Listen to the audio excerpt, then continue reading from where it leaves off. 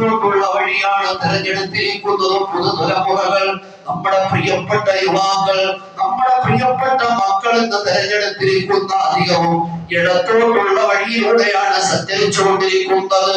അല്ലാഹുവേ, നല്ല ബോധം നീ നൽകി അനുഗ്രഹിക്കണം റഹ്മാനെ. അങ്ങനെ ആ വഴി തെരഞ്ഞെടുത്തു. സമയം കുറവാണ്.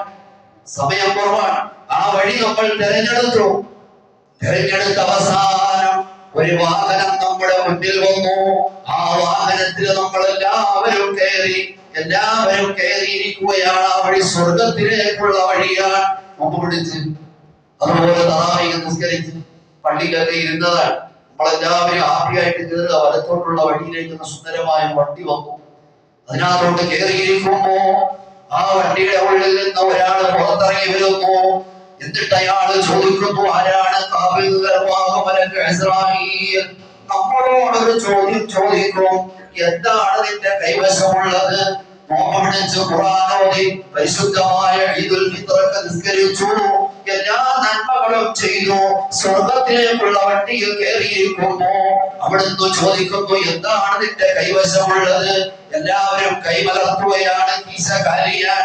ഇവിടുന്ന് എല്ലാം നിറച്ചെന്നുള്ള ആഗ്രഹത്തിലാണ് വണ്ടിയിൽ കയറിയത്. പക്ഷേ അല്ലാഹു പറയുന്നു, ഇവിടെ നിങ്ങൾക്ക് ആ വണ്ടിയിൽ സുഖമായി കയറിയിരിക്കണമെങ്കിൽ രണ്ട് കാര്യം അല്ലാഹുവിന് കൊടുക്കണം. പരിശുദ്ധ ഖുർആൻ പറയുന്നുണ്ട്, ഇന്നല്ലാഹ അസ്തറാ മിനൽ മുഅ്മിനീന അൻഫുസഹും വഅംവാലഹും ബിഅന്ന ലഹുൽ ജന്ന.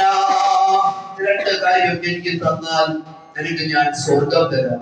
നിനക്ക് വലത്തോട്ടുള്ള വഴിയിലൂടെയുള്ള ആ വഴിയിൽ സഞ്ചരിച്ച് നിനക്ക് സ്വർഗം തരാം. രണ്ട് കാര്യം എനിക്ക് തരണം. ഒന്ന്, അംഫുസഹും, നിന്റെ ശരീരം എനിക്ക് തരണം. അല്ലാഹു തആല കച്ചവടം ഉറപ്പിക്കുകയാണ്. എങ്ങനെ മുസ്ലിയാരെ ശരീരം കീറി കൊടുക്കുക? എങ്ങനെയാണ് ശരീരം അല്ലാഹുവിന് കൊടുക്കുക? ബദറിലും ഉഹദിലും പ്രിയപ്പെട്ട സ്വഹാബത്ത് ചെറുപ്പക്കാരാണ്. അവരുടെ ശരീരവും അവരുടെ മനസ്സും അവരുടെ ഈമാനും അവരുടെ എല്ലാം അല്ലാഹുവിന് കൊടുത്തിട്ട് പോയവരാണ്. അതുപോലെ നമുക്ക് കൊടുക്കാൻ കഴിയില്ല. പക്ഷേ നമ്മുടെ ശരീരം കൊണ്ട് ഹറാമ ചെയ്യണം എന്ന് മനസ്സ് വരുമ്പോ അതിൽ നിന്ന് തട്ടിമാറണം. മദ്യം എന്റെ മുന്നിലുണ്ട്, ആരും എനിക്ക് അല്പം കുടിച്ചാൽ എന്താണ് ഹറാമാണ് എന്നറിയും. വിചരിക്കാനുള്ള സ്ഥലത്ത് ചെന്നു, എല്ലാ സംവിധാനവും ഉണ്ട്, പക്ഷേ എല്ലാം ഹറാമാണ്, അല്ലാഹു കാണുന്നുണ്ട്. അതുകൊണ്ട് ശരീരത്തെ നിയന്ത്രിച്ച് തട്ടിമാറി. എന്നാൽ അല്ലാഹു പറയുന്നത് നിനക്ക് സ്വർഗം തരാമെന്ന് പരിശുദ്ധമായ ഖുർആൻ. രണ്ട്, നിന്റെ സമ്പത്തിൽ നിന്ന് നിന്റെ ധനം എനിക്ക് നൽകണം. നിന്റെ സമ്പത്തും എനിക്ക് നൽകിയാൽ ഇതിനു വേണ്ടി കൊടുക്കുക, പള്ളിക്ക് വേണ്ടി കൊടുക്കുക, മദ്രസയ്ക്ക് വേണ്ടി കൊടുക്കുക, നല്ല ആവശ്യങ്ങൾക്ക് വേണ്ടി ഉപയോഗപ്പെടുത്തുക. അല്ലാതെ ഹറാമല്ല. അതിനുവേണ്ടി നീ നൽകിയാൽ ഈ രണ്ട് കാര്യം നിനക്ക് തന്നാൽ വലിയൊരു കുറേ സമയം നീട്ടിപ്പരത്തി പറയാനുള്ളതാണ്. ഞാൻ ചുരുക്കി നിർത്തുകയാണ്. ഈ രണ്ട് കാര്യം തന്നാൽ അല്ലാഹുവേ നിനക്ക് ഞാൻ സ്വർഗ്ഗം തരാമെന്ന് അല്ലാഹു പറയുകയാണ്. അല്ലാഹു നമ്മെ അനുഗ്രഹിക്കുമാറാകട്ടെ.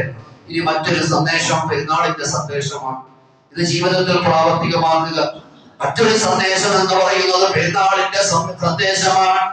ഈദ് എന്ന് പറഞ്ഞാൽ എന്താണ്? പ്രിയപ്പെട്ട മുഅ്മിനീങ്ങളെ, കഴിഞ്ഞ 11 മാസത്തിലേക്കുള്ള മടക്കമല്ല. പിന്നെയോ പള്ളികളിൽ നിന്ന് ബാറുകളിലേക്കുള്ള മടക്കമല്ല. തമ്പുരാനിൽ നിന്ന് എമ്പുരാനിലേക്കുള്ള മടക്കമല്ല. പരിശുദ്ധമായ ഈദ് എന്ന് പറഞ്ഞാൽ ആത്മീയതയിൽ നിന്നും പൈശാചികതയിലേക്കുള്ള മടക്കമല്ല. പിന്നെയോ ആഖിറത്തിലേക്കുള്ള മടക്കമാണ്, ശ്രദ്ധാവിലേക്കുള്ള മടക്കമാണ്, പടച്ചവനിലേക്ക് ഓടിയെടുക്കേണ്ട സമയമാണ്. അതാണ് ഈദ്, പെരുന്നാൾ കൊണ്ടുള്ള സന്ദേശം. അല്ലാഹു നമ്മെ അനുഗ്രഹിക്കുമാറാകട്ടെ. അതുകൊണ്ട് ഇൻഷാ അല്ലാഹ് പെരുന്നാള് നമുക്കറിയും. പെരുന്നാളിന്റെ സന്ദേശം പ്രധാനമായി ഈ ദിവസത്തിൽ നമ്മൾ ചെയ്യേണ്ടത് ഒന്ന് തക്ബീറാണ്.